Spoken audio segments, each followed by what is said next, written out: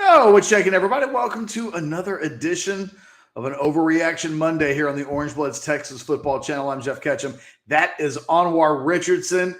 And if you don't know, RogueShop.com is a sponsor of today's video. Just look at Anwar's t-shirt. And, basically, if I had a camera on my desk, you would see that Rogue is the personal sponsor of the Geoff Ketchum workspace. Welcome to the chat. We'll be talking a lot of Texas football today, as we always do, as everybody starts to roll out. Good to see Money out to Anus. It felt like he missed one of our shows last week on War and came in late. Didn't feel like he was getting necessarily the respect that he deserves as a regular user of our shows and a participant in the chat.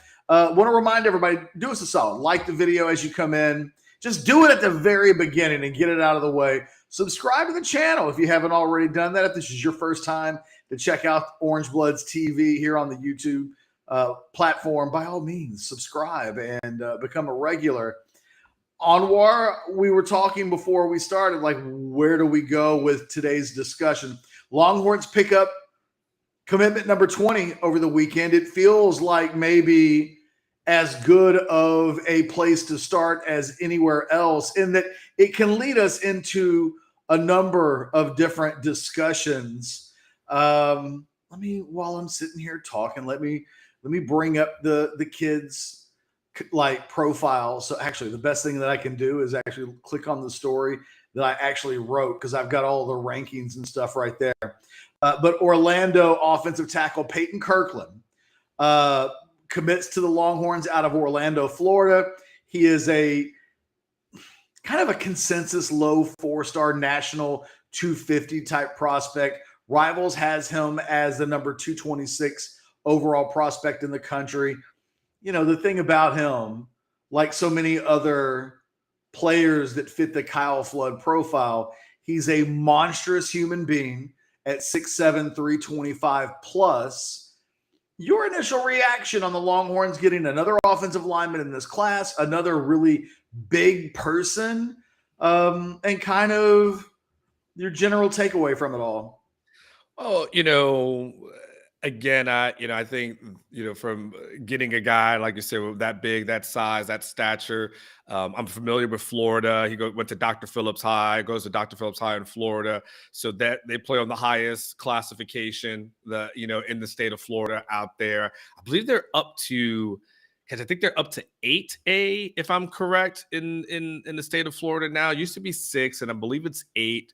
I like it, for every, all the right reasons. I think it's, you can't get every 5-star offensive lineman that's in the country. Like that's you can shoot for the stars. It's hard to do. So if you get someone who is a 4-star that has the time to grow and develop and get in your program, and you don't need him for a couple of years, and to be able to stack that room the way they're stacking that room, I think you had what is your number, Ketch, that you had in your column after next season, after Junior Angela was gone, and the other upperclassmen? How many offensive linemen will they have from the 2022 and the 2023 class? Did you say like 19?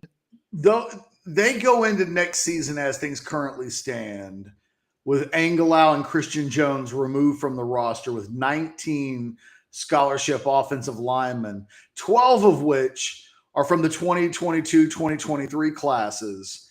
What's left behind is the remains of kind of Tom Herman's last couple of years, 2020 and 2021, that, is mostly made up of guys that Kyle Flood doesn't seem to trust right now, right? I mean, when we look at the scholarship board, Hayden Connor may be the exception, but outside of that, it's not an offensive line room that's filled with a lot of guys that, the foundation of the future of the offensive line is in the last 2 recruiting classes.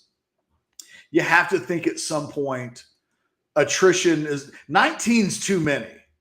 Sure. It might be like 4 or 5 too many. That's almost a 4 deep. And so there will be a lot of guys, I think, that ultimately they're slightly older that have to make decisions about whether or not they want to stay on in the program, but not have a role versus transferring and being able to fulfill their dreams. Real quick, a roll call of the players that we're talking about that, when you look at the offensive line and where things kind of stand. By the way, thanks to our producer, Blake, for always updating. So next year, there will be no senior offensive linemen. You've got two seniors this year in Christian Jones and Junior Angelau. Next year, there are no seniors. Wow. And then you've got a sophomore class of offensive linemen. And you could probably throw Max Merrill, the redshirt freshman, in there. It's Andre Carrick. It's Jalen Garth. It's Hayden Connor, Logan Parr, Sawyer Gorham-Welch, Jake Majors, and Max Merrill. From that group of 7, Connor and Majors feel like guys that have futures, and I don't know about the rest. Yeah, well, it'd be interesting because we'll see which guys end up starting, this year, Catch, and so you could potentially go into next season with rookie mistake, rookie. Come on now, you could go into next season, Catch, with 2 guys who maybe started in 12 13 14 games, whatever that end amount ends up being. I'm sure most Texas fans will love the word 15, but starting a ton of games for you, Catch. And so it'll be interesting because it's interesting of what is left. How many you think are plus players? And then how many you think okay, these freshmen could probably come in and have an instant role in here. Now, what will also be interesting, Catch, you start talking about guys having decisions to make. There's also that pancake factory thing that guys have to start thinking about. And it's do I want to walk away from a guaranteed 50 G's just for being on a team? Or do I say, man, 50's 50, dog? I'm not walking away from that. I'll get my diploma and I'll go somewhere as a grad transfer. But hey, this is guaranteed money. I'm not walking away from. No, it's a great point. Someone asked me during my buy or sell section of 10 Thoughts from the Weekend if Texas Tech having $25K per player on the roster is a number that will make it difficult for them to shed weight from the roster when they need, in a world where you have no 25-man scholarship limit, there will be a urge, I think, from the coaches to go over and bring in talent when they need to bring in talent. But what happens in an NIL world where players are like, if I leave, I don't have that money. And I felt like $25,000 probably isn't enough money to keep it. We always talk about these kids all believe that they're going to play on Sundays all the way until the very bitter end when most of them don't. So I don't know that 25 grand is enough to keep a kid from wanting to fulfill his dream and feel like if he goes somewhere else and gets playing time, it can start the pathway to where he wants to go. But 50K is a large enough number. And if you think about it over multiple years, none of the guys are seniors next year. So you're talking about really 100 grand. Yes. That'll make something because the thing is, depending on where there are some kids that might come from a background where in their minds, that's not a lot of money because maybe they come from an affluent background. But there are some kids that look, man, I'm a product of a single mom background. 100K over 2 years would have changed our lives when I was 18, 19, 20 years old. And, so I don't know. I don't know what the answer to that is. It's one of those things that we're going to find out in real time how it works. But it certainly makes it a little bit more problematic in terms of chasing guys off, trapdooring them, making them feel uncomfortable. A lot of people will do a lot of things to cash 100 grand, right? I mean, you can call me dirty names. You can make me work out extra hard in the pit or wherever. And, as long as that money's cashing, I would certainly have a lot to think about. I just don't know.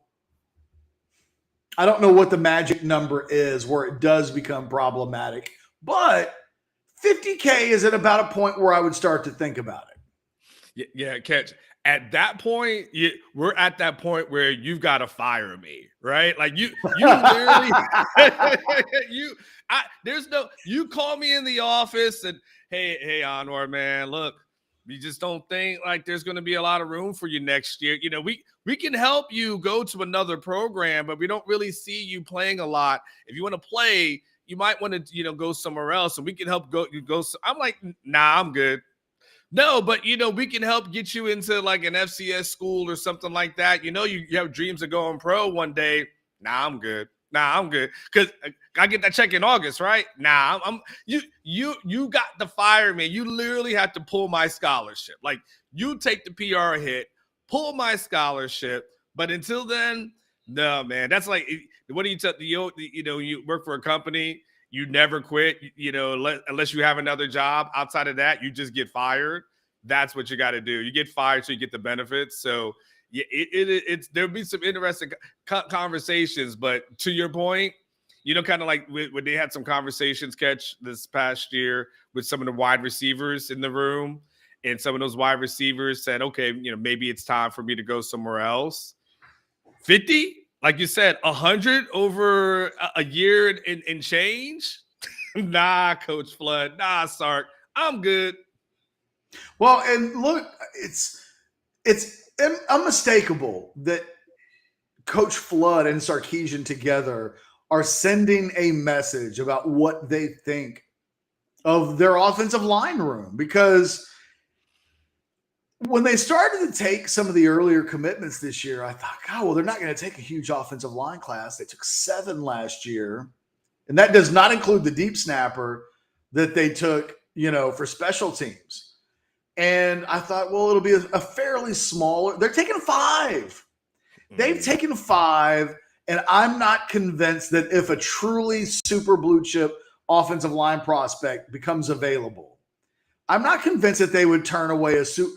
They want great offensive line play. They are clearly doing a by any means necessary approach to making this group better. And I don't know. It makes me wonder if Sarkisian believes that there won't be an 85-man scholarship next year. And I think it'd be one of the questions I'd want you to ask at some point. It doesn't have to be like a first day of camp, right? But as many times as we get access to Sark during the course of August, I would be curious, because he took a approach towards, when he was asked about numbers and recruiting this past year, he was like, oh, we're good. It's all going to work out, kind of an approach. And in the end, they do away with the 25-man number. And you're like, oh, okay, well, now there's not scholarship limits. Now it's just about meeting the 85-man number. There's some thought that there won't be an 85-man scholarship limit moving forward. If that's the case, that's crazy. Mm-hmm. It is crazy, but the NCAA is doing all kinds of things to keep itself from getting sued.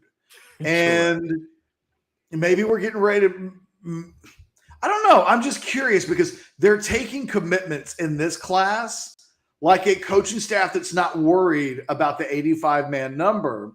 They only have 15 seniors in this class. They already are at 20, which means they would need 5 guys worth of attrition to leave, more than the senior class, to make it all fit. They're not even remotely done. So either there's going to be a massive amount of attrition after this year. Like 22 players have left in the last 12 months. It's the most I've ever seen in the history of covering the program. And I literally have covered attrition like nobody else in the industry for the last 20, 25 years. I count it year by year. I have an annual article where I show year by year what the attrition looks like. They've never had anything like the attrition that they've had in the last 12 months or so. They'll need an amount of attrition similar to that. And it's something that we've talked about in the past. At some point, you run out of Tom Herman players to get rid of. at some point the attrition actually starts to include some of the Sarkeesian recruited players. And, it just, I'm fascinated. I don't have an opinion on right or wrong. Yeah. I simply am stating what is occurring and what will occur, and that it's a process that we won't have ever really seen before. Think about it like this. I mean, it may be over a 2-year window we see more than 40 players leave the program through attrition. That's a lot. That is not just a lot. Doesn't do justice to what it looks like will probably occur. I'm not judging anybody. I'm simply stating what's occurring and what is likely to occur. And it is unlike anything that we've probably ever covered in college sports before. I've never seen numbers that have ever quite gone that high. And until we see what it means in terms of who actually leaves the program in the next 12 months, because we could look at the offensive line numbers and we can come up with 5 guys that we could get rid of that probably never leave a dent in the program moving forward. But like you said, that's not how it works. It's not like at the end of the year, you get to go, what is the 15 pieces of like deadest weight we have on the roster and get rid of them, even though football is a year-to-year renewal type deal with scholarships. We've never lived in a world where guys really get run off because it's such a bad deal in terms of future recruiting. You're pissing off coaches in certain high schools and certain districts and certain parts of the state. And I don't know. It's a new world that we live in. Yeah, it's free agency, right? And if you're a free agent it's more like the NFL more so than free agency. If you have a contract and your team doesn't want you, you don't just quit. You don't just tell them like, okay, I'm done. Like, all right, well, you guys don't want me. Oh, well, you drafted someone to replace me. Okay, cool. I'm showing up for OTAs. I'm showing up for the mandatory camp. I'm showing up until you tell me I gotta go because I'm not giving back the money. So it's going to be, like you said, that portion of it is going to be fascinating because you're right. There will be attrition. I don't know, Ketch. I'm all about guys going into the transfer portal, especially if they want to play. The thing is, the transfer portal is so tricky, Ketch, because there's a lot of guys that go in and they just go into an abyss. Like you just never hear from them again. And they think the grass is greener on the other side. And they end up sitting in that portal. We could pull up a list right now. I think 24/7 usually has a pretty good list of that stuff. Last time I checked, I hadn't updated it in a while. But guys go in, and, they get talked into stuff. And, look, man, high school's a long time ago, man. Like people have moved on. Coaches have moved on. Programs moved on. And these coaches have said, man, you got to this program and you didn't play. I don't know. It's a tricky thing, especially when there's so many guys out there who have some film. All right, I know there's a super chat in there, so let's go ahead and get into that, Catch. Yeah, Thomas, with the first super chat question of the day, Sark is cleaning house and getting rid of the vast majority of Herman guys. Do you agree with Sark's evaluation of Herman's guys? Anwar, off the top of my head, I can't really think of anybody that has been mistreated. I feel like Sark took the roster. This time last year, Sark was saying that the guys that Herman left him were good enough to compete for a Big 12 championship. Mm-hmm. And it kind of feels like, Darwinism has kicked in. There's a little bit of survival of the fittest occurring. And the players that are good or are potentially really good, Bijan's an obvious one. But, you think about the guys on the defensive side of the ball. That defense is still mostly Herman guys. If you've been bumped at this point, you just weren't good enough. I don't know if it had been any different if Herman had still been here, if those players' evolution had been different. My sense is not. I don't have. The question is, do you agree? I think I don't disagree, if that makes sense. Like, I don't know that in my mind I agree with everything, but I can't think of anything that I disagree with, which I don't know if that means that I agree, but I don't disagree. Yeah, I feel like Catch in the conversation of when Tom Herman comes about.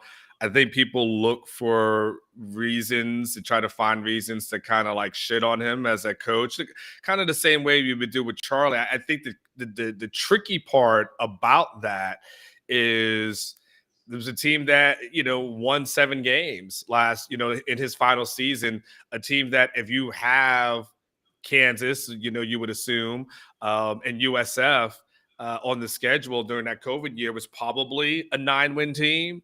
So it wasn't like it wasn't as bad of a situation to me where Herman inherited the Charlie Strong roster. Yeah. And you said to yourself, like, oh my, like you have to overhaul this and get rid of these guys per se. To your point, Catch, Bijan Robinson is still a Herman guy, right? Roshan Johnson is a Herman guy. Jordan Whittington. Jordan Whittington is a Herman guy. Jatavian Sanders is a Herman guy. So you gotta be careful with when you go there, because there's a lot of guys. The majority, when we start talking about who are his guys at this point, Sarkeesian guys, we're going to talk about Quinn, right? We'll talk about Xavier Worthy. Maybe the 2 offensive linemen, all young offensive linemen, right? But, Campbell and Banks, potentially. And everybody else, for the most part, is going to be classified as a Herman guy. So, his captains this year will be Herman guys. Say that again? His captains will be Herman guys. When we think about DeMarvion Overshown, when we think about, you mentioned Roshan, Sarkeesian is looking for something different in a lot of positions. We know that I think he looked at the wide receiver position and he prefers a different type of receiver than Tom Herman. I think when we look at the offensive line, Kyle Flood wants a different kind of offensive line prospect. And real quick, to everybody that's watching, the super chatters, no offense to like the $2 super chats, but we're not going to stop the show for those. So what we will do is get to your super chat questions, but we're not automatically going to stop the show to get to like a $2 question. We do have a $5 question. And real quick, we'll get to that. If you could be a member on any coaching staff for college and pro, which position would you choose? So that might not be a question in the future that we stop the show for. I don't have an answer. I don't care. If I could be on any coaching staff, Hawaii. I would, and I'd probably want to be a GM. Like that, that role interests me. I don't want to. Coaching's work. It's hard. I don't want to have to deal with the egos of the kids. I would want to build a roster. So I'd probably be down with one of these chief of staff roles in a USC. Like, I want to live somewhere where like where life is great. Yeah. I don't want to live in Tuscaloosa, Alabama. I don't care how many games they win. I'd rather live somewhere awesome than live somewhere shitty and have good football. That's that really, makes really sense. No. I mean, the best part, the best job to me, Catch, would be like a coach on like Mike Tomlin's staff, because you ain't never getting fired in Pittsburgh, man. Like you can stay there they're never firing Tomlin, and you can work with Tomlin for like 15, 20 years and collect checks. That's probably the best job. You have to live in Pittsburgh, but that's probably like the best job. Back to the conversation of Kyle Flood, because I wanted to say one of the things that I think is interesting about people all weekend long have been asking me to rank 1 through 12 the offensive linemen that they've brought in the last 2 recruiting classes. And really the top 3 are easy. You take Campbell, you take Banks, you take Nato. Those 3 guys are separate from everybody else. Cam Williams, for me, it'd be like a 4th. I might put into that category, but in terms of his national rating from all of the other recruiting services. I like Cam Williams more than everybody else did. Alex liked Cam Williams more than everybody else did. But you get beyond like that 4, and the next 8 are kind of throw them in any order that you want to. They're all kind of national 250 type guys. They're low 4-star type prospects. It shows to me that they are taking a grenade approach to hunting at this point. They're just going to see, they're going to let it work itself out. They're taking a bunch of guys, and whoever the best is out of somebody will develop. Somebody will emerge. And those that don't can get the hell on out. But you can essentially take 8 of those 12 guys and rank them in any order. It just shows me that Flood is not, and Sarkisian as a byproduct of this, they're not going to get locked into where 1 or 2 guys determine the fate of the program, determine the fate of the offensive line. They're just going to keep taking and taking and taking, and the guys that pan out and work out. And of those 12, those that don't, they won't be here long. Unless, like we've talked about, it's just tough to run guys off who are making $200,000 over 4 years just by being on the roster. Yeah. I mean, just by having blood, by not being dead, Anwar. You just got to stay alive. Yes. I mean, like, imagine just like paying guys or Catch as a boss, like paying guys, and like they don't have to do any work during football season. You know, they could just go through the entire season, and it's like they don't have to contribute to the chat. They don't have to write any articles. They just got to be around. And at the end of the day, and in January, you're like, hey, man, I know you got a 3-year deal guarantee, but I'm going to really need you to go. Man, to hell with you, right? Like, I'm living a good life right now.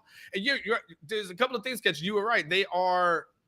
I mean, they're net fishing. They're not pole fishing. Net fishing. You just throw that thing out. You go off the side of a bridge. You all from the south. You go off the side of the bridge, and you just go ahead and throw it and just try to get as much as you can at that point.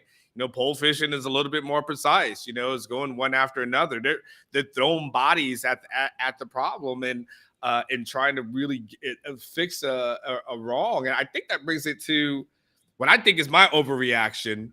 For today, and I think we're probably not going to agree on this, but my overreaction after the recent commitment and seeing everything that has happened since last year to here. So I don't know what time period we're talking about, maybe about a year or so from an offensive line recruiting point. My overreaction Monday is I think Kyle Flood is the most important assistant at the Texas program. Like, I just think that guy, what he's able to do, and what he's been able to acquire, and really in a position that really, Catch, you've done this for years. The offensive line recruiting at Texas just has not been good. And there's been miss after miss after miss after miss, when it finally culminated with the Brockermeyers going to Alabama, which ends up being the biggest miss, going to, ironically, Kyle Flood. And so to me, what Kyle Flood is able to do and what he's been able to accomplish, to me, makes him by far probably one of the most productive as far as recruiting is concerned, but by far the most important assistant coach on the staff.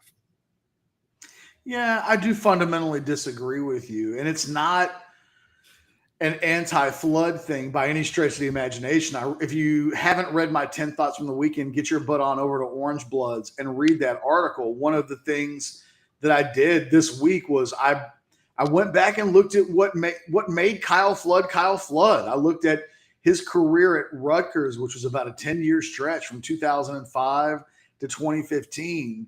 It's easy to look at what he did at Alabama and go, well, he coached a bunch of 5-star guys and they had a great offensive line. How did he make his bones in this industry?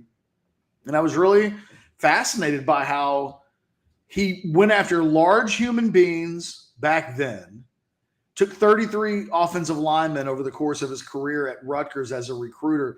They averaged over 6'5", almost 300 pounds. So he has always liked them big.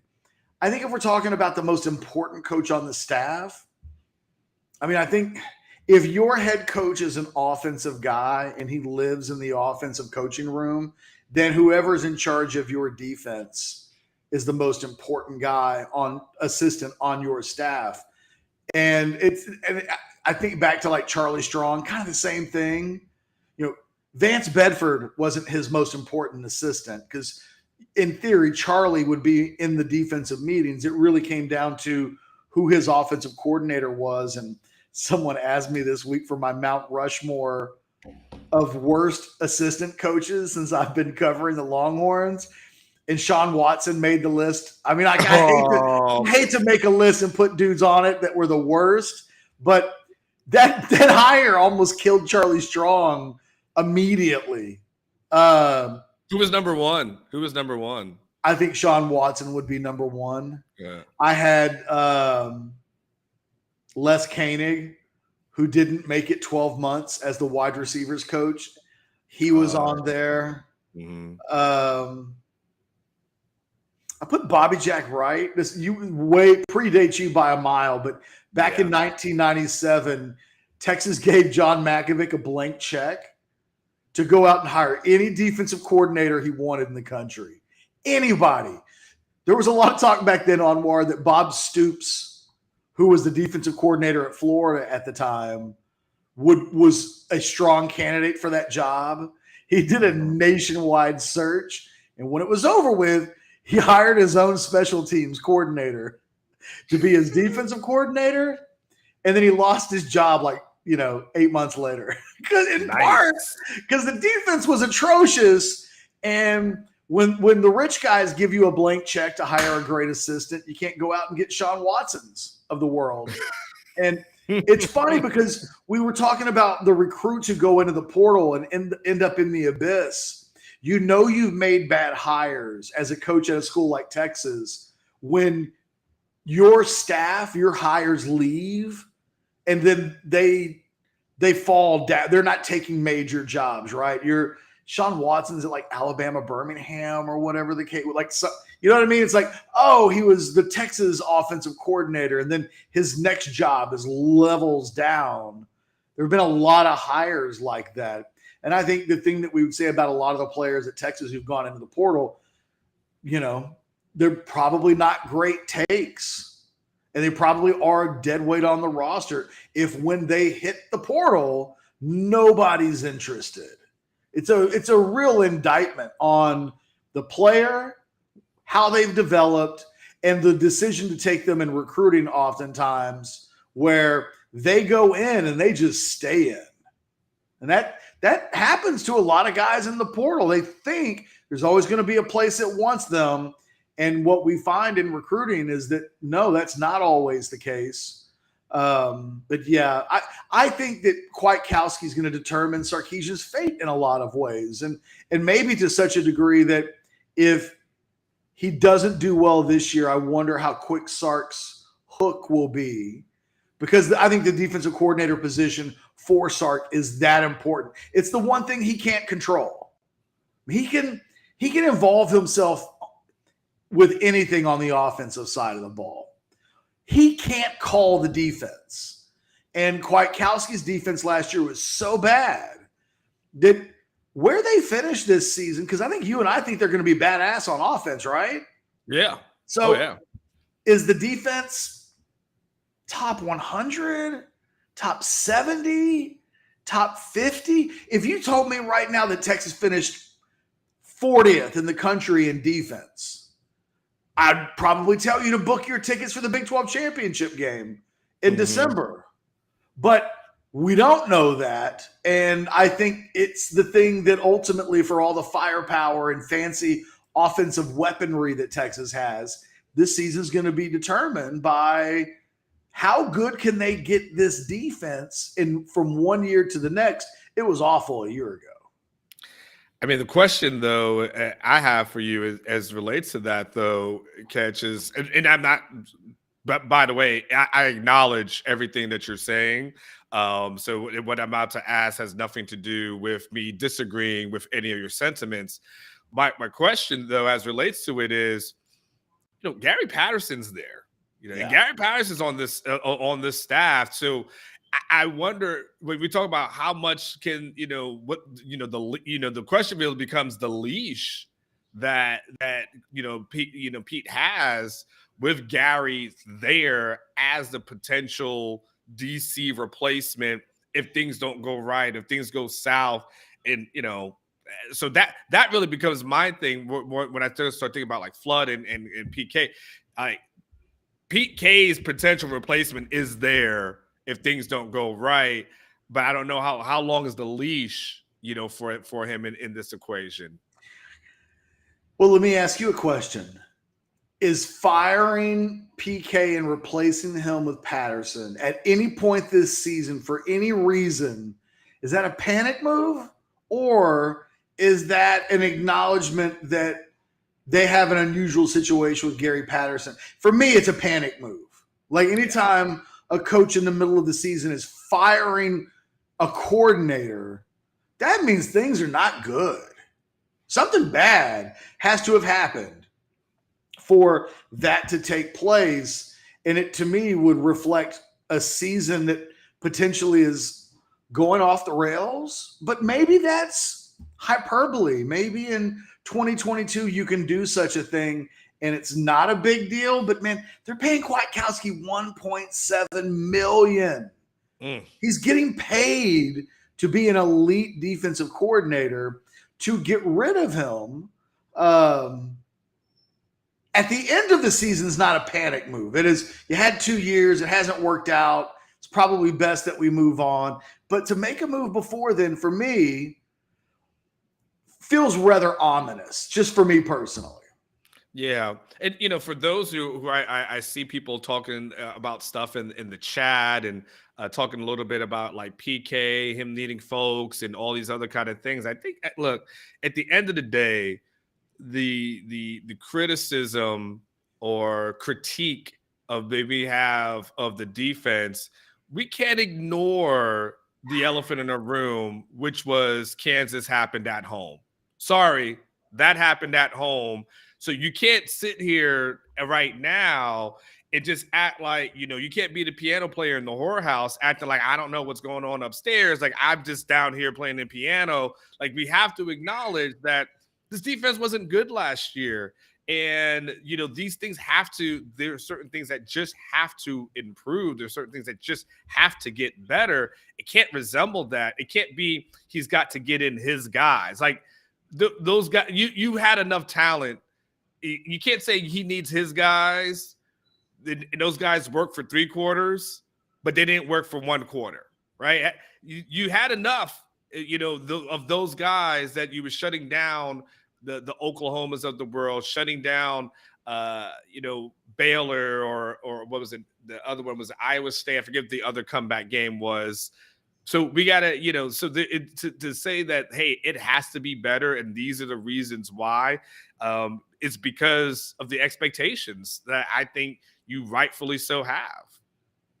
Yeah. And again, the context of the conversation that we're having is who's the most important coach on the staff. Mm-hmm. And of the assistants, clearly Sarkisian is the most important guy on the staff. But, I get where you're coming from, and I think you get where I'm coming from. Yes, and it's just a different, mode of measuring importance, I suppose. At the end of the day, there's been a lot of people who are asking, I do not think that Coach K, understand that. Like, we're having this conversation because last year was so bad. I'm giving him some real benefit of the doubt. I think the defense gets better. But I saw Muhammad had a question earlier. Let me see if I can find it. Robert Muhammad, sorry for getting last name first. If Texas will be better at every position this year, most Big 12 teams won't. Shouldn't Texas get at least 9 wins? I don't know. I just don't agree with your first sentence I don't know why most Big 12 teams won't. Like, that's a pretty presumptuous thing to believe, that other teams just ain't going to get better. But Texas gets better at every position. Robert, I think the key to the defense is that they really don't have better players. There's most of this year's defense, give or take a couple of players, will be players that played last year. So the jump that's expected is at Kwiatkowski with mostly the same group of players. Again, that whole defensive line, for the most part, they were all here a year ago. The projected starting linebackers were all here a year ago. You know, you get Watts in the secondary, and you've got some young guys, but, you know, John A. Barron, Anthony Cook, Deshaun Jameson. This is a defense that was 100th in total defense a year ago. To be better means that Kwiatkowski developed, and his assistant coaches have developed the players. If you can't get that done in 2 years, you probably should lose your job. I mean, it can't be Kwiatkowski. How long does he need to get his players in? Because if the answer was 3 or 4 years, you don't make that hire in the first place. It's just like, I don't think Texas hires Sark if in the interview Sark says, well, you know, I got to tear it all down, and it might take us 3 or 4 years before we're competing for. That's not what the expectations were. We can't lose sight of that just because the results haven't been good. And I think that Kwiatkowski won't be able to run away from that. However, I think they'll be better on defense. I expect that Kwiatkowski, who's had so much success at this level, in year 2 will have a better unit. It just comes down to how much better. Those are the levels that we're talking about. Again, if you tell me that Texas is top 40 in the country in defense, and I think they're going to be at top 10, top 15 at a minimum on offense, that's probably one of the best 2 teams in the Big 12. But if you have a top 10 or 15 offense and your defense is 70th, that means you're making the opponents who might have the 50th best offense, when you play them, their top 15, top 20 offense. And that's how you lose coin flip ball games. It comes the other team, like Kansas. Texas scored 50 plus in that game. Should have been enough. In the end, they couldn't stop the walk-on tight end from scoring a touchdown in overtime, or I guess a 2-point conversion in overtime. You know, it will be fascinating what our answers to this question look like at the end of the year. And because I think that it'll look a hell of a lot different once we know how the 2022 season goes. If we had a hypothetical catch Texas Longhorn assistant coach draft, right? So taking Sarkisian out, taking Sarkisian out of the mix. If we had a draft, who would be your number 1 pick? We don't have to go through all of them, but who's number 1 off your board? That's a great question.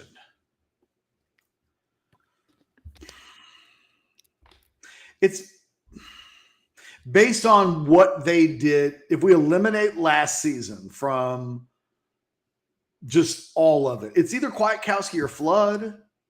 The thing about Kwiatkowski is there's nothing on his resume that screams that it would ever have been as bad as it was a year ago. Flood's a really good recruiter. And, you know, he's made his bones in this. What I like about Flood is that, A, he knows what he wants, which is half the damn job. And 2, he traditionally has been a guy that puts together good enough offensive lines with really mediocre talent. When he was at Rutgers, he only signed 4 4-star prospects in 10 years. I mean, what you can do at Rutgers in recruiting is limited. And he took 2 stars and low 3 stars and turned those guys into multi-year starters in the Big Ten and in the Big East. And I have a lot of respect for being able to take water and turn it into some at least some boons. Yeah. Right? Like, It might not be a high dollar Chardonnay, but he at least will make some boons out of some water. And I don't know who else I would say that about on the staff. Probably Flood. I see that would be mine, and so and again, it's just. But isn't best different than importance? Yeah. Yeah, I mean, there's probably a little bit, right? There's probably there could be a conversation as to how do we define it, right? Because best, which is what you and I've been debating. Which, by the way, you and I haven't had a good stand on the table debate in a while. To be quite honest with you, it's been a hot minute. I don't sense it. You guys got into it in the podcast recently. I don't sense you and I have a guy that we are just so passionate about going forward that we're going to debate prior to the season. I don't see that right now. We're not arguing nearly enough about this. It's a whole lot of, I understand where you're coming from, and yeah. You must have gotten some last night. Maybe we're both just chill, or maybe we're just gotten on some rogue products. That didn't happen. But the road products did happen. You said two things, and I want to make sure that everybody understands one thing did happen. Road definitely happened. Let's get this one up, and then Xavier had one as well. I'm going to give him what he wants as well. Cool. In the super chat, Thomas asks, and it's a good time to segue, NIL plus super conferences plus transfer portals equals schools like Baylor will become developmental schools for players to then transfer into the SEC or the Big Ten. I'm gonna sell that because Baylor used the portal last year so wisely. I mean, Aranda rebuilt both of his lines on both sides of the balls and took players from LSU. He's got a first or second round draft pick as a nose tackle who he took from LSU. Now it helps that he was at LSU, so there was a little bit of following him to Baylor. But I think schools like Baylor and Tech and TCU and kind of that middle class of college football, the portal is, yes, some of the players that they develop will upgrade. And we'll see Alabama poach guys, and we'll see Texas poach guys, and we'll see Ohio State poach guys. But I don't know that Baylor's defending Big 12 champions, and they only did it because of the transfer portal. I don't know what it looked. Well, the thing is, when Texas and Oklahoma leave the Big 12 and go to the SEC, we really don't know yet what the Big 12 will look like, what it will mean for those schools that don't have to worry about Texas or Oklahoma anymore. Do they elevate themselves by not having those roadblocks in front of them? I don't know. I totally get where Thomas is coming from, but I think the NIL super conferences and transfer portals combined allow for schools like Baylor, and he specifically mentions Baylor. I think if Baylor gets its stuff together and has NIL deals in place for its players because its alums are contributing, I think you add it all up together and they can be winners in this, where they're used to operating in a world that completely makes it nearly impossible for them to be among the haves. And they always stay in the have-nots. Even when they win, I think this is a brave new world, Anwar. Yeah. I wouldn't say Baylor per se, as far as that example, but you can use other examples. For instance, Wyoming, right? Yeah. I mean, you have a guy like Isaiah Nayor, and he's like, okay, I'm too big for this program. I don't have to stay here. I can go somewhere else. Texas got a linebacker from James Madison, right? Yeah. So here he was a stud. So what you started to see, well, I think the smaller programs that, like a UTSA, like that's a program that you would look at and say they could be feeder programs for someone else, because now all you waiting for them to see is you can get to see what they've done in college and then take them there. So Baylor maybe not so much. Now look, to be fair, Jordan Addison decided that he was going to get paid, right? He decided like he was going to, Pitt is cool, but I could get paid somewhere else.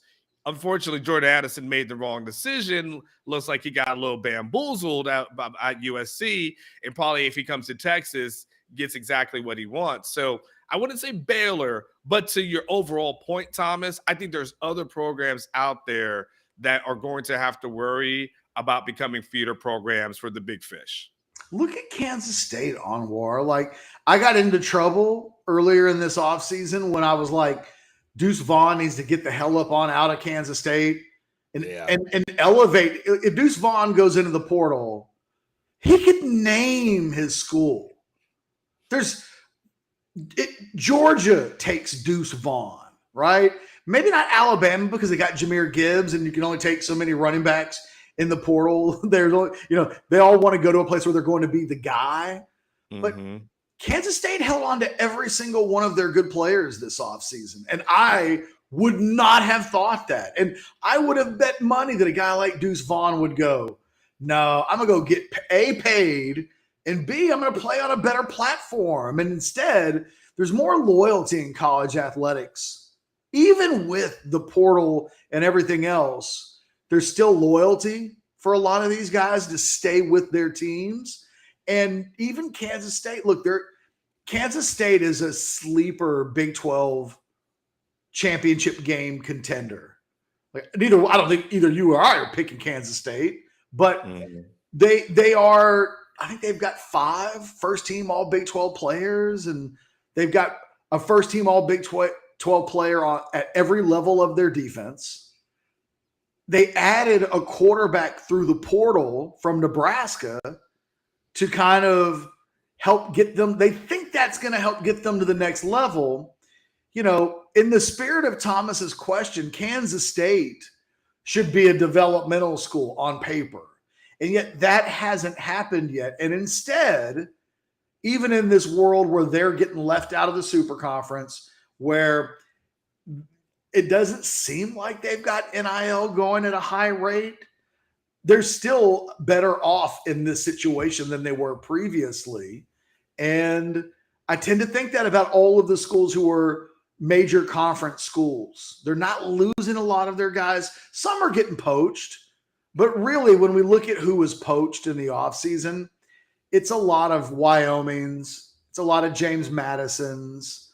We haven't yet lived. What will be interesting is next year, because you take a guy like Jahdae Barron, and he threatened to go into the portal to find an NIL payday, because what he realized, and he's been watching, is that transfers coming in are getting NIL deals. Every single one of them. And they're like, well, hell, I'm on campus and I'm not getting $200,000 yet. So he tempted fate into potentially going into the portal to find that payday and to possibly push Texas into giving him that type of NIL payday. It didn't happen, and it was smart for Texas that they didn't really give in. Like, I think they told him, dude, just stick around, be a good player. You're going to make a lot of money in NIL. But all of the roster was watching to see the outcome of that, because they all can see, if you really want to get a payday, go into the portal. But you got to be good to make that work. You can't be average. You can't just have been a guy that played some snaps. Correct. In order for the NIL portal thing to really work, there does have to be something uniquely gifted about you to really make it pay off. But they're all watching. They've all seen every player on the Texas roster, Anwar, has seen the transfers come in, and they're all driving nice cars. And they're all making NIL dollars because there's been a sense of urgency to get that to them. Yeah. And I think when we go into the next offseason, you may see schools that see like 40 of their I'm just making this number up, but you're going to see a lot of players put their tippy toes into the portal just to see if there's anybody that wants to nibble on that and pay them some money. I think it's going to be the wild, wild west. And so if you're a Baylor and you got your what together, you can really make that pay off for you. And it's Texas Tech has got their NIL stuff together. They're in a position right now where everybody on the roster is going to be making NIL money. I mean, that legitimizes them, I think, next year in the transfer portal to be able to guarantee, hey, man, walk through the door, you're making 25, 50 G's a year. And that's the baseline. You're going up from there. I think these schools that get their stuff together are going to be much more viable than I think a lot of people think they're going to be. Yeah, and Catch, just the last thing I add on to that is that I think, I made this point before, but I'll raise it again. If you're a coach and you're responsible for voting on, all conference teams, anything to that effect, so you got to be smart, because essentially, like, while you want your guys and you want to promote your program, when your guy has an all-conference title on him at the end of the year, that guy's going to think to himself, I am this good. Maybe I should go and see what's out there. So I'm just saying, like, there's going to be some guys who have to make a decision. Okay, Xavier. Okay, no question. You just want me. By the way, I haven't seen you on the board in a while. Maybe change your avatar. Maybe I'm missing it. He always give me a hard time because of my love for Keith Thurman. But for $5, say Spence is the best welterweight and Keith runtime Thurman is trash. Damn. Okay. Is Spence the best? Yes. Runtime. But yeah, he always calls him runtime. I can't say he's trash. Keith's not trash. He got a huge payday versus Pacquiao, and he just decided to chill and live his best life for the past couple of years. I mean, he came back. He looked fine in his last fight. So, but would I put him on the list? I don't need to see Keith Thurman against anybody of significance, at this point. I want to see Spence versus Crawford. Give me that fight first. And, I'll see Keith down the line, but am I as high and am I banging the table for Keith like I once did? Nah, he got paid. He good. He's Rocky, Catch. When Rocky got paid, Rocky just wasn't the same again. That's Keith at this point. He got paid. He's not. What's funny about Rocky is anytime Rocky got even a pinch of money, because even in Rocky 2, when he was spending all the money from the first fight, yeah, he was buying leather jackets and jewelry and a motorcycle and a house. Then in Rocky 3, he was really making that money, and he was fighting tomato cans. Wasn't ready for that Clubber Lang heat. All right, then. All right, we weren't really planning to do a draft. But I'll answer it since he paid 20 bones for it and he is a sponsor.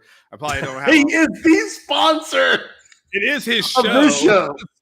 So technically, I would probably. So my choice, Catch, if I had to go 2, if you took Flood off of that, it would be somewhere between Banks or Marion for me. I feel like Banks has proven himself as a recruiter for a long period of time. And so because I think of and again, I'm not, if I'm correct, Marion inherited Addison, if I'm correct, Catch. I'm not quite sure he recruited him. I got to go look that up. I probably would go Banks. Just because he's proven to be an elite recruiter for a long period of time. I mean, isn't the real question, would a defensive coach on this staff get selected before all of the offensive coaches are gone? So that's a great fact. Because I want to put Kwiatkowski up there, but I also want to ask Kwiatkowski this question. Can you turn this defense around with the talent we have, or are we going to get 2 years into this and I'm still hearing about how you need to get your players? Because if you're only great when you have a certain kind of player and we don't have it, then you might then, with all due respect, I will go find someone else.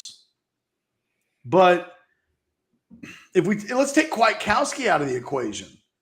And if we take coordinators out of the equation, so that's Banks and Banks at Flood and Kwiatkowski. They're all either coordinators or co-coordinators.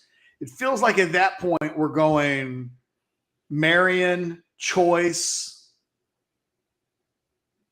before we do anything else. I mean, maybe Bo Davis. It's tough based off of what we saw last season. Like, are we basing it on totality? Or are we basing it off of? I'll let you going however you want to frame it. I mean, you probably go Marion and Choice, as far as that's concerned, and then I don't know. Maybe I might go. It's a toss up at that point between Bo Davis and Terry Joseph. It's kind of a coin toss at that moment for me. And Joseph gets Malik Muhammad, doesn't he kind of elevate up a little bit higher based off of that? I mean, I'm looking at this from totality standpoint. I would take Bo Davis ahead of Terry Joseph. With all due respect to Terry Joseph, Bo Davis is it's probably fine margins. I have a lot of respect for Terry Joseph. So and maybe we're doing Blake Gideon a bit of a disservice. He is a guy that recruits seem to like. He just doesn't have the body of work. I think the current quarterback's coach is kind of in the same situation. I mean, that guy just got a lot of credit in the recruitment of Arch Manning, but he just doesn't have a resume yet deep enough. If you're going over resumes, then, Kwiatkowski probably in a world where we're including the coordinators has to be drafted pretty highly. If we're not just judging him off of one season. Andrew hops in with a $20 super chat. Andrew, I will always respect that. How impressed are you with Sark and company dominating the DFW area? Recruiting well in DFW has the added benefit of denying 0U and Aggie one of their best recruiting grounds. Andrew, what's funny about this is this has been a topic that Anwar and I have been discussing probably half a decade now. When you go back, I was really critical of Tom Herman's approach towards the Metroplex at one point, and and there was pushback against the idea that Tim Beck was hired to be a recruiter in the Metroplex and kind of hold that area down. For those that don't know, Tim Beck had been a high school coach in that region, and so there was a lot of thought when he was first hired that was one of the reasons that made him so valuable. I'm really impressed with what they're doing in Dallas. You've got to be good in Dallas. If you're the head coach of the University of Texas, you have to be good in Dallas, you have to be good in Houston, and you have to be good in East Texas. Everything else is white noise. If you win heavily in those areas, you're going to likely have a lot of success. Oklahoma, Anwar, is typically the team that you have to worry about the most in Dallas, and A&M is typically the team that you have to worry about the most in Houston, along with LSU. It's different hand-to-hand combat zones.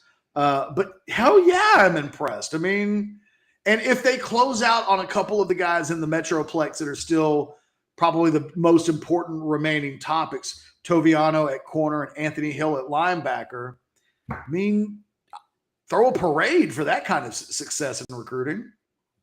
But I mean, no shame on it. I was looking up. I was trying to see what the Andrew Alvarado group does. I was just kind of curious about it. Can't find a website, but I'm sure Andrew could tell us. I was just curious. I was wondering what's this group. Andrew, tell us what the group is. Yeah, we're just kind of curious. I'm curious. Like, what is this? What is this group? Ketch, to be able, it seems like, from what I've seen from like the recruiting thing, it always seems like Texas is good in one area, like Dallas, Fort Worth 1 year, and then they're getting killed in Houston. And then another year, they're maybe a little bit better in Houston, then they're getting killed in Dallas. But like it's very rarely have I seen it in both, right? From my perspective, you follow it a little bit heavily, but I've always felt like every year, every off season, I've had to ask a coach, So how about Houston? You guys going to do that? Or how about DFW? So, but yes, to be able to essentially to getting close to, I won't say a shutout, but as they're doing a phenomenal job, especially based off of last season. Like, yeah, hell yeah, it's really good. And by the way, Catch, can I just piggyback off of that? It's a real estate group in the Dallas-Fort Worth area. But props to you, Andrew. Catch, you had an interesting tweet. Can I just sidetrack it for a second? Sure. Just so you had a fascinating tweet. I think it was yesterday about Texas and Texas A&M being able to recruit nationally and essentially go into. And can you just tell me what it said? Because I had never thought about this, but your historic perspective on that was really, really interesting to me. I'm not reading the tweet, but I essentially said that never in the history of the earth, while we've been on walking as a human populace on the face of the earth, have Texas and Texas A&M been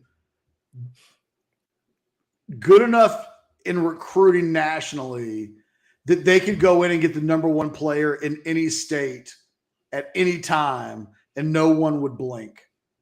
And both schools are raiding New Jersey at the moment.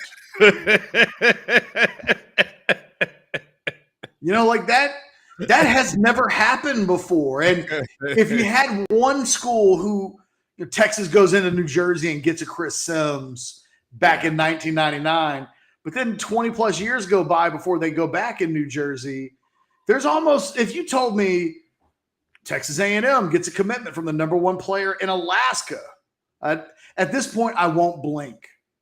And we've seen Texas go into Florida and take players, not leftovers in Florida. Like if they get Cedric Baxter, the running back, like we think, it's one of the best running backs in the country. Like that is not the type of poaching that we're used to seeing. Louisiana, sure. Oklahoma, sure. New Mexico, California, sure. But to go into these really random states, and it's really been the key to Jimbo Fisher's success so far at A&M, because when he first arrived, they did a great job the last couple of years of recruiting in state. But his first couple of years, Herman was kind of kicking his butt. And he went out of state to get talent. And now Sark's built from the same cloth. Go anywhere you have to go to get the talent. And now we're both watching, we're all watching both schools recruit at an incredibly high level in basically all 50 states. There doesn't feel like there's anywhere that those schools can't go to be competitive, and they have an appetite to do exactly that. It is a bit unique. Okay. I wanted to get this one specifically for you, Anwar, because you've stood next to Sark when he's been asked this question. Darwin Lemon, which, by the way, that's the most 80s Major League Baseball name of the entire chat so far.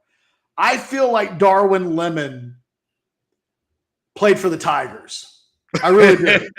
I feel like he was a leadoff guy for the Tigers or the Reds or the Cardinals or something like that. So Darwin, just so you know, big fan of your parents naming you Darwin Lemon. What a great name. He wants to know, do you think incorporating some go-go offense will happen this year? That offense looks dangerous. That's not gonna happen. Sark is, Sark has got his offense. Sark, and he's been asked this before, and he may be coy, but I would say for the most part, I think Sark for the most part is pretty straight up. Like I don't really, I can't say could ever go back and say Sark was like full of it when he gave an answer. Like I think he told an 8-month lie so that in September he could surprise everybody. We haven't seen that yet. No, I haven't. No. So I would say Sark he's aware of it, but I think Sark's got his thing. Maybe you see a gadget play here and there, but I wouldn't expect that. Like Sark's been asked that he's going to run his thing. He's going to do his thing. And most people around the country agree and believe that Sark is really good as far as like the offensive scheming, all that other type of stuff. So I'd be really shocked if he's reaching for Marion and asking how to like run some different kind of offense. The implication would be that what Sark is doing isn't good enough, and Sark just definitely doesn't believe that. Like, no, that is very true. Yeah, that man is definitely confident in himself. I think we'd all like to see a little bit of it, but Sarkisian at this point has indicated that he did not make his hires with changing the offensive schematics significantly or even in small doses. That's not what was happening. But hey, real quick, we haven't talked about this at all. We've been going now for over an hour. ESPN dropped Arch Manning from the number 1 spot in their rankings to number 2. We've been talking about this for weeks. Somebody might eventually do it. Would any of these services have the guts? ESPN drops him to 2, which feels like sticking your toes into the water to see what kind of reaction you're going to get. Your reaction, though, to Arch Manning no longer being the number 1 overall prospect for every rankings that exist in the world, which, there's only like 5 guys in the history of recruiting that have ever been number 1 for everybody. Thoughts on that? I have some strong thoughts on this. It's so funny you say this because I went to lunch and I vented about this type of thing. And while he's been a friend of ours for a while, I'm going to throw Mike Farrell in here as well as I get ready to launch a grenade. There's some bullshit going on with this whole Arch Manning thing that I'm just totally not down with. And listen, I know I love conspiracy theories and I'm down for great conspiracy theory, but I find it just really freaking weird that Arch Manning was the consensus number 1 quarterback just a few weeks ago, that he was on some people's boards, the number 1 overall athlete. And then suddenly, the only thing that has changed in the last couple of weeks has been Arch Manning committing to the University of Texas, because Arch Manning don't go to camps. So he's not at a rivals camp where you could say that's a reason to knock him down. He's not at any other camps that he does anything. Maybe he goes to the Manning camp, which is, that's his family. So of course he's got to go. He's done nothing, has not played in any games, nothing. Everything, there's nothing that has literally changed in the entire offseason. Only thing that has changed is that he's committed to Texas.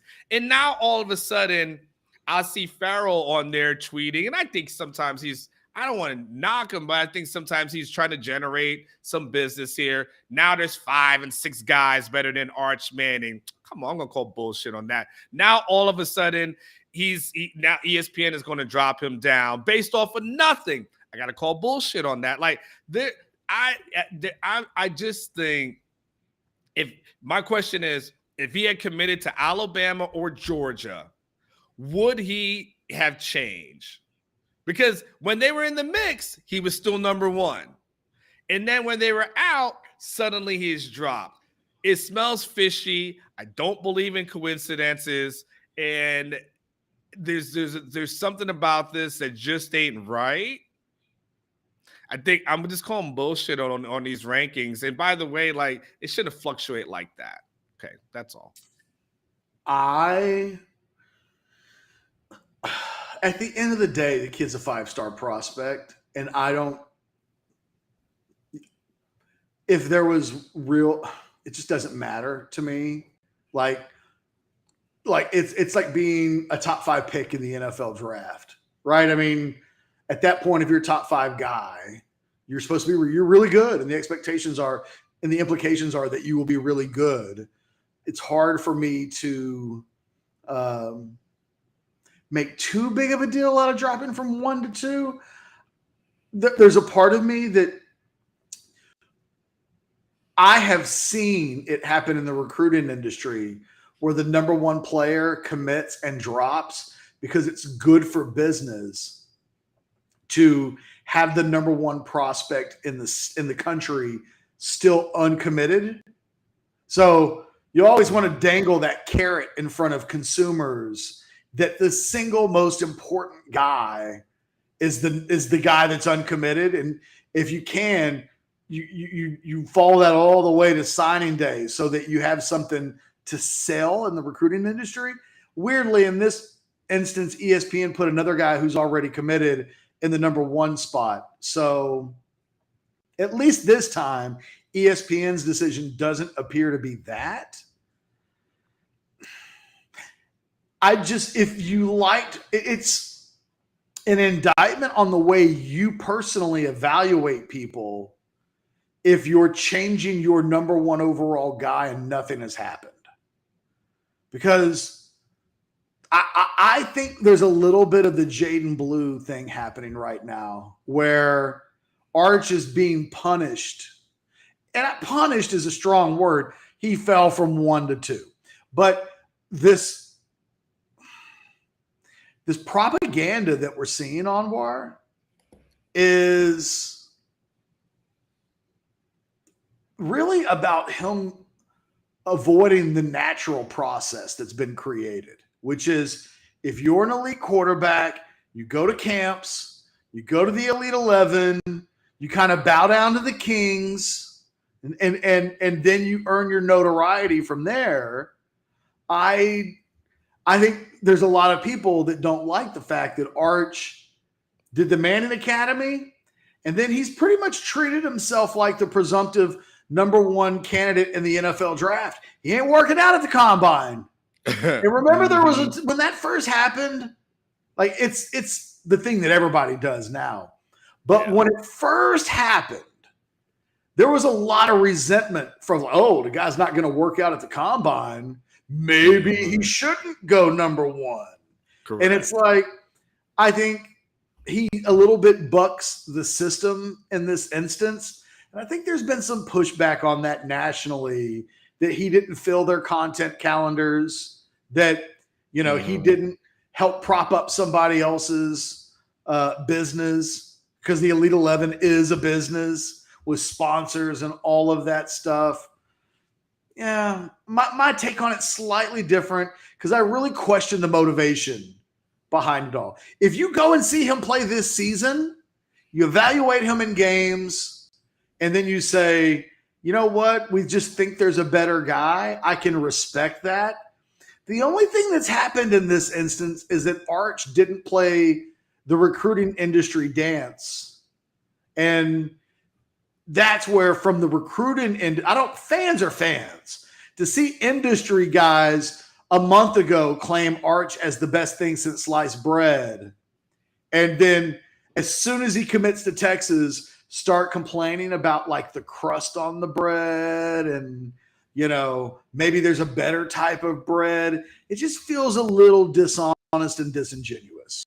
Oh, it's yeah. I like your words are nice. I like bullshit because that's what it is to me. Is bullshit. Like, just give it.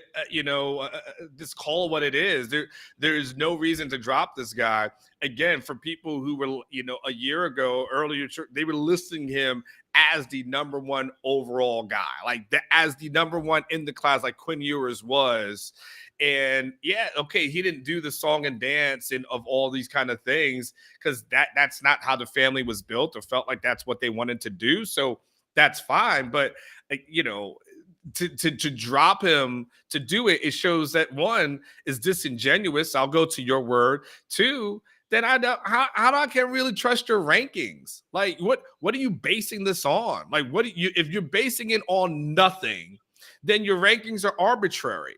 And then if, in the nice way of saying your rankings are arbitrary, it means your rankings are full of shit. Like, that's what your rankings really boil down to, because you can't stick to it. You can't stick hard and fast to anything. You have no proof of anything other than, like, if it's song and dance, all this other kind of stuff. Well, that's BS. That's disingenuous.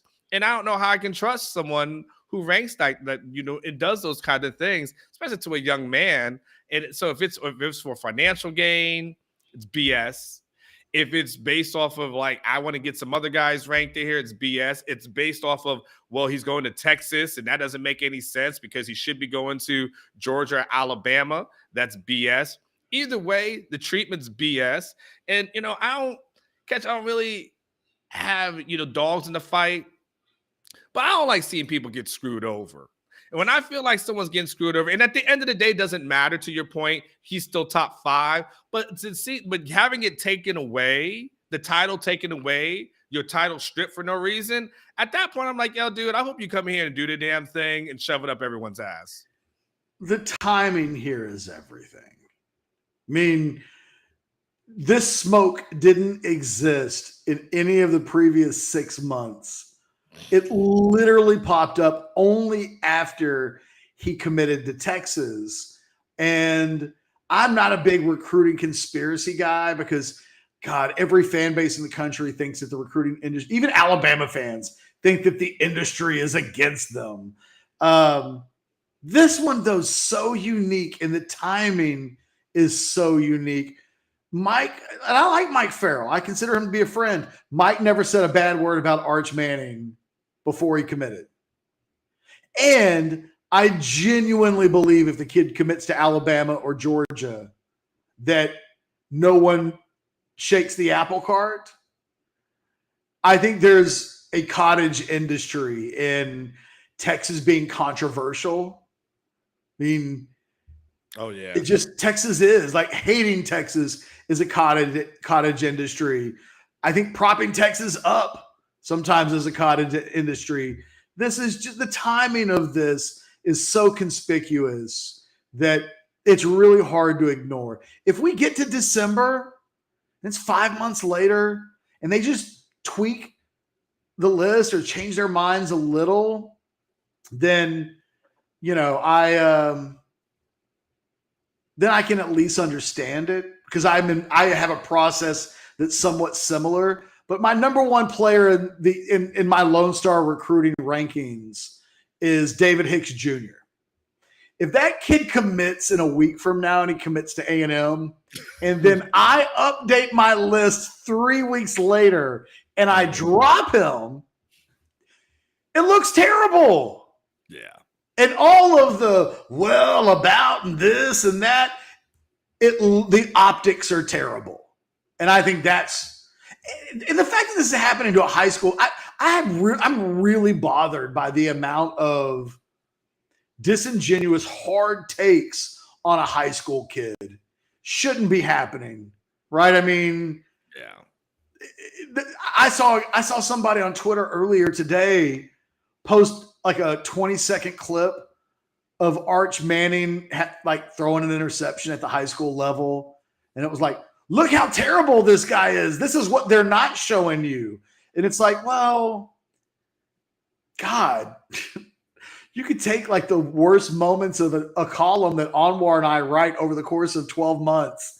You can take a typo here or there. Yeah. We accidentally make a mistake where we leave a word. You know what I mean? Like, if you take the worst of anybody's work, you can make Michael Jordan look bad. Just show all of his missed shots. And so, it's like, what are you trying to do? Slandering some high school kid? It's just but I guess maybe that's the world that we live in. I mean, I don't know. Like, clearly it is. It just gives me a little bit of the icks. And I know for all of the things that have been accused of me over the years, changing a kid's recruiting ranking right after he announces, no matter how much conviction you have in it, you're better off waiting.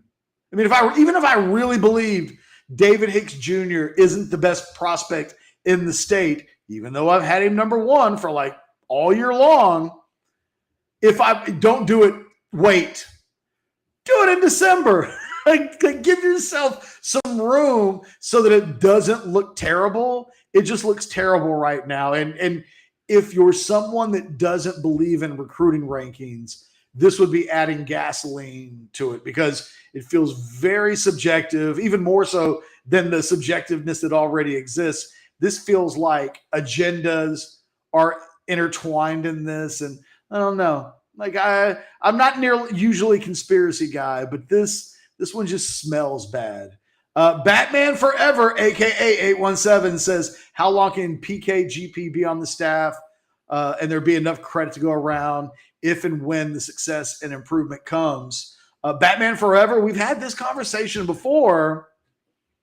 This one season, right, Anwar? They can't do this beyond the 2022 season, in my opinion, anyway. Yeah, and I think if you're Gary Patterson, I mean, I'm sure you're doing this as the kind of the lay low for a year, still stay in the game, get a paycheck, and then you come back sometime next year. I don't see Gary Patterson as a guy who you said was on the Mount Rushmore of Texas coaches saying he's going to be an analyst for the rest of his life. He's a coach, and he's going to get back into coaching at some point. So I think this is a 1-year thing, and probably if all goes well, then PK does his thing, and Gary Patterson moves on to his next head coaching job. Couple of things, guys. I haven't even looked, but like and subscribe to the channel. Give the video a like. Come on now. Anwar and I have been going for an hour and a half straight. Shout out to rogueshop.com, who Richard's been in the chat the entire time, donating super chat dollars to the video that he already sponsors. Richard, you don't have to do that, by the way, just FYI. Just so you know, as I scroll through the chat, when I see your name, I do tend to give you more street cred than you would think. I do appreciate you. I'm not telling you not to support us. I'm just telling you have a certain amount of clout. You can't be donating to the super chat and then having me call you up the next day and be like, "Hey, Richard, can you send me some products?" It making me feel bad. Like and subscribe to the video. Can I tell you, Richard pulled the okie doke on me a few weeks ago, though? Oh, no.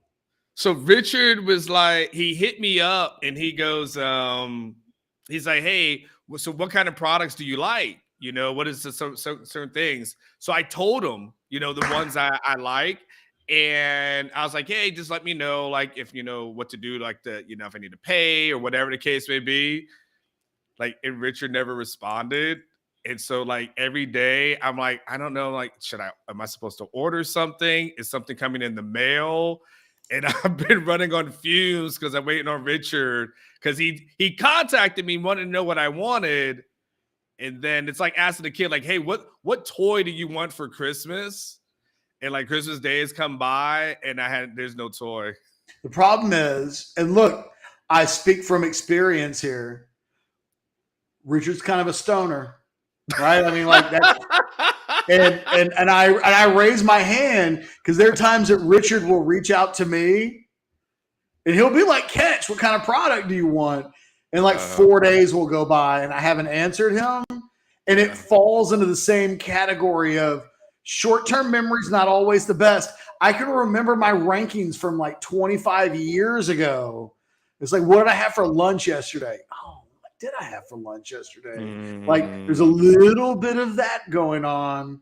So I can, if Richard, I'm right there with you. Sometimes my responses can be delayed, and I'm completely blaming it on the fact that sometimes my head stays in the clouds. Just a little bit. Just so you know. What I was going to do is say we're at our 5-minute warning. Okay. So if you guys want to get your super chat comments in now, if you want to be heard, now's the time to do so. Jay Lee says Clemson beat Bama. And by the way, we had a couple of other super chats we'll run through real quick. Clemson beat Bama and won 2 natties without an O-line picked in the first 3 rounds. UT has had more O-linemen taken in the first 3 rounds than Clemson in the last 15 years. Clemson accomplished this because of quarterback skill positions and defense. Okay. I mean, fair enough. We have to look that up. But I mean, yes, there is something to be said for coaching. Coaching matters. I mean, don't get me started on Mike Gundy. That's always my my big spiel as far as the importance of coaching. So you're 100% correct. Coaching does matter at some point. One of the very first super chat comments that we had early on, Dre McBucket said Sark is treating the roster like the NFL. Yeah, no, I agree with that. Yeah, is that a Sark thing, or is that everyone in this era of the transfer portal, though? Well, I think a lot of Texas fans believe Saban started it. And can I give you one of my little pet peeves? Yeah, absolutely. The word processed has become a verb for like kicking guys out of your program without merit. It's like a guy's not good enough and you find a way to get him out. And then they've turned that into calling it processed. I don't like that. It feels like a created term that sounds better than what it actually is. If you've got a kid who loves let's say a kid loves being at Texas or loves being at Alabama. It's his lifelong dream. And you recruited him and told him when you recruited him, we got you for the next 4 or 5 years. If in year 2 or 3, you start making it hard on him, you start treating him harshly, you start telling him you're never going to play, we need you to leave, we need your scholarship. And then when that kid is like trapdoored, processed makes it sound, I just hate the term because what it really means is something dirtier than that. And I feel like it's like saying you parted ways. We both parted ways, as opposed to saying you fired someone. Yes. Yeah. Yes. And look, I'm kind of okay with schools trapdooring kids. Let's just call it what it is, though. Kid didn't want to leave. You did everything you could think of to make him leave. Yeah. When that happens, let's not treat it like it's just something that happens. Oh, well, part of the whole processing. It's a term that I hate. And when I see people use it, I want to slap them in the face. Because why don't you just say what it really was? They trapdoored him. They ran him off. Say what it is that happened instead of giving it a cute verb that doesn't quite explain what it is that transpired. It's my little pet peeve. Fair enough. By the way, Jay, no, we got it. Your point was that O-line isn't everything. Brother, I'm with you on that. I am team. If you've got a special quarterback, it lifts the tide for all boats. And really, when you have a special running back, it can do that as well. I always point out my Emmitt Smith example is the one that I use the most. Everybody likes to act like the Dallas Cowboys. Like Emmitt was a product of his offensive line. A lot of people over the years have the Cowboys had a super offensive line. And it's like, well, that offensive line existed before Emmitt got there. And they were all a bunch of Jags for the most part. Nate Newton wasn't going to Pro Bowls. Mark Tuinei wasn't going to Pro Bowls. I mean, Mark Stepnowski was just an undersized center who was pretty good. Then you get an all-time running back in the backfield. Suddenly, everybody's going to the Pro Bowl. And it's like, well, did they block him his way to the Pro Bowl, or was he uniquely special and that everybody around him reaped the benefits of that? I think that if Texas has an average offensive line and Quinn Ewers is if he's special, well, then the offensive line will look better. And it's funny how that works that way. You think back to that Arkansas game a year ago, what made that a disaster was that you had you had at the time a mediocre at best offensive line at week 2 of the season with a quarterback who wasn't ready. Yeah. That's a disaster. But if you got a mediocre offensive line and a great quarterback, that offensive line, you will see mediocre offensive linemen make first team all Big 12 if Quinn Ewers looks like the number 1 quarterback in the 2024 NFL draft. Fair. Is there any other super chat questions? No. Okay. Any other final comments? Yeah, man, fun show. That's all I have to say. It was fun show, really productive. I enjoyed it, enjoyed the chat. I thought everyone was in a good mood today, as we inch closer to the start of football season. And the only other thing I've realized this weekend, Catch, we've got fantasy football coming around the corner, and it's time. Like I've got to do better. I've got to do better. It's I been a think I'm while since changing my I've team name this year. Ooh. Sexual Chocolate has been in a non-championship funk. I'm thinking of moving the franchise. Ooh, wow. I am Okay. got to switch it up. I think this year, Sexual Chocolate has been my fantasy football team name for 20 years. But I feel like I have to move the franchise. Wow. Fair. I get it. So gotta shake it up, man. It's been the name. It hasn't gotten you to the promised land. Like at some point, you got to be like the Colts. You pack up in the middle of the night, you go find a new home and new location. So I'm totally with it. I'm totally for a shakeup. I'm tired. It's got to be better. It's got to be better this year. I think I would consider changing Paper Boys. Now that you've said it, I'm like, I've had the Paper Boys as my team name for a long time, and maybe that leads to some complacency. I think that's the issue for me. Yeah, it's just like it just is who it is. Like a uniform change or something where you're more excited about it. So I'm with it. And by the way, at some point we'll announce. We'll have a fantasy partner in the fall for everyone who plays daily fantasy. We'll have some good stuff coming for you guys coming pretty soon. So hold on for that. My final comment.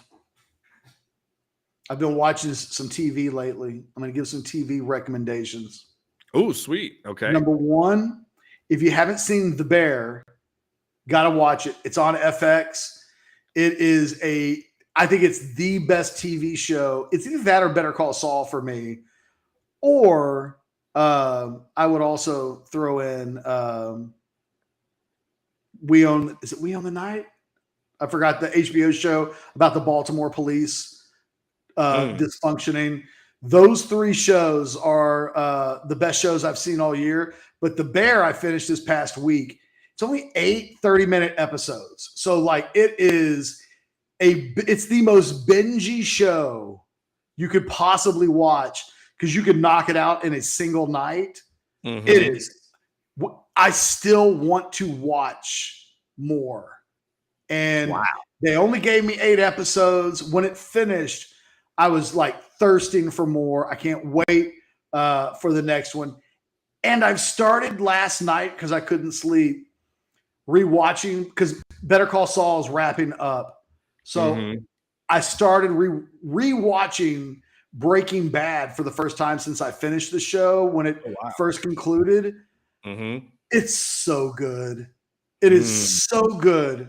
I forget that the show starts with Walter White in his underwear in the desert on the side of the road with a gun. Yeah. Like I forgot how it started, and I forgot so many of the early elements of that show where I was like, oh God, all these things that I now take for granted and just assume they all started in a single place. So I'm back to rewatching Breaking Bad.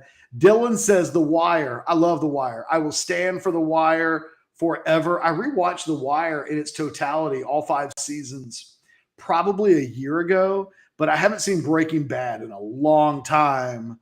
I'm 3 or 4 episodes in to season 1 of Breaking Bad, my second go round.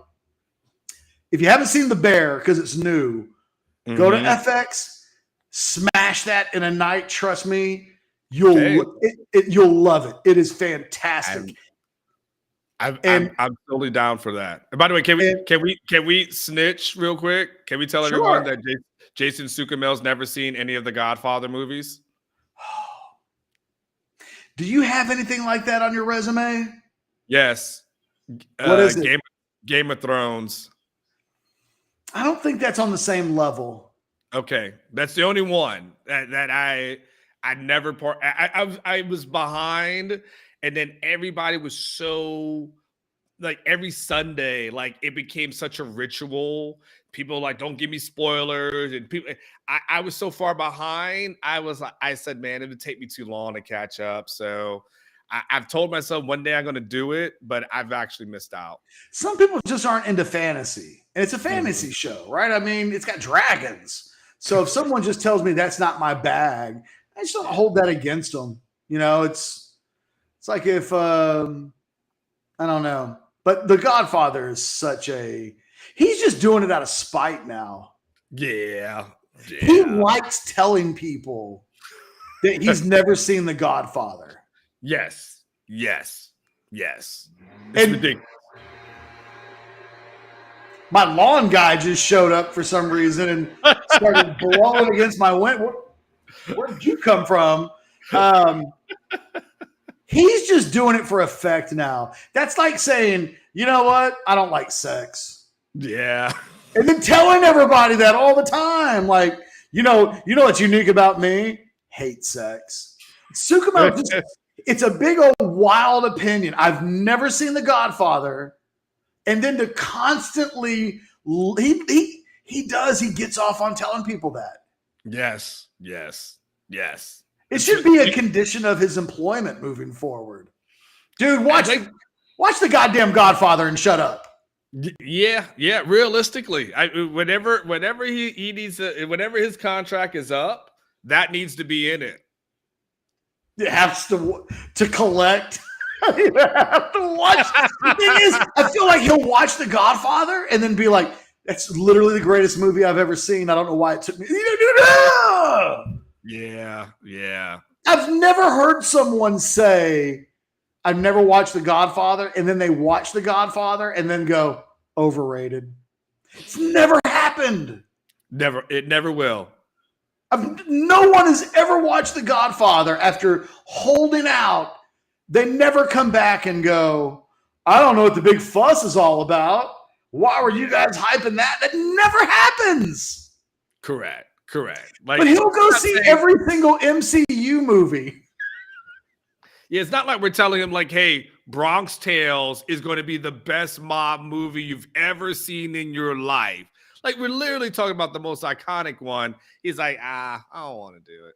It's just out of spite. Because if you tell me, like, I just told you to go watch The Bear, someone gives me like a recommendation that's like, you have to, I will give it serious consideration. Jason's being told by hundreds of people, you have to see this. And he's like, never. But you know what I watched for the 14th time last night? Ant-Man. Come on. Oh, wow. You're an Ant. Wow. I'm not hating on Ant-Man. I like Ant-Man. Uh-huh. Doesn't make my top 10 all-time MCU movies. Yeah. But like I've seen it. I don't get it. If you've watched The Godfather once and you're like, I saw it once, I really liked it, but it's really long. I don't know that I can watch it again. I can at least live with that. Correct. There's something about protesting The Godfather. And we're saying it's good. Like I literally have The Bear written down with like asterisks here because you said it was. I'm like, oh man, eight episodes, 30 minutes each. Like I'm already down for it. Yeah, Jason. I just had to throw it out there before we get too far off base.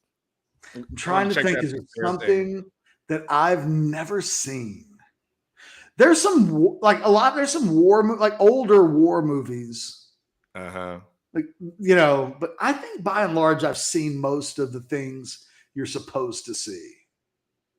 I don't know. I'll try to figure it out. Everybody's putting movies and stuff in there. And it's like, I've seen all of those. It's probably a good time we're going on an hour 45 now. Why don't we do this? Hey fellas, like the video, subscribe to the channel. We're creeping up on 13,000. Jimmy says Peaky Blinders. I love Peaky Blinders, but this past season was a little bit of a disappointment. Just throwing that out there. For myself, there's just TV series now popping up in the chat. Just everywhere. Real quick, tomorrow night, I'll be going live. Yes. At 7:00, my Tuesday night show. I will be back. First half hour will be nothing but your buy or sell questions. Boom. Like Someone asked for it. It was a special request. It sounds easy. I don't have to really prepare for that. So tomorrow is a special buy or sell edition of Catch the OB at Night show. Your questions will dictate what we talk about. So come strong, and looking forward to doing that tomorrow night, including Anwar, and I'll have more content on the channel tomorrow. For myself and Anwar Richardson and RogueShop.com, Richard, if you're still out there, thank you. We love you. We'll probably be contacting you soon for re-ups. We will talk to you soon. You guys have a great week. Y'all take